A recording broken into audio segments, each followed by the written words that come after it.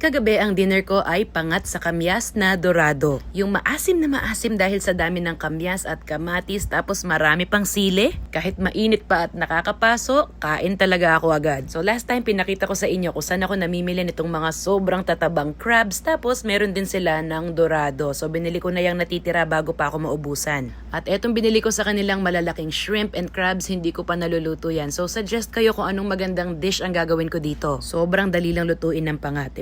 Prepare lang natin itong mga aromatics and then of course babanlawan natin yung fish. Usually kalamansi yung gamit natin dito pero maraming bunga yung kamyas ni na kuya kaya yan muna for today. Arrange lang natin sa pan yung kamyas, sibuyas, kamatis, luya at siling haba. I don't really measure the ingredients pero pag mas marami, mas maganda. Syempre dyan ang gagaling yung flavor. We're going to layer in our fish. Yung gamit natin ngayon ay dorado pero pwede ring tilapia, galunggong, tamban or kahit anong gusto nyo. And then we're going to top it off with the remaining aromatics. Minsan nga ginagawa ko may kamyas na, may kalamansi pa. Mahilig kasi talaga ako sa maasim. Season that with salt o kaya pwede ring patis at maraming paminta. Ganun lang kadali. Nilagyan ko rin to ng half cup of water bago isalang tapos hihintayin mo na lang maluto. Ayan yung mga ulam na talagang hindi nakakasawa. Tapos yung sausawan mo pa, patis na maraming sili, naku po, finish na. Tara, kain tayo.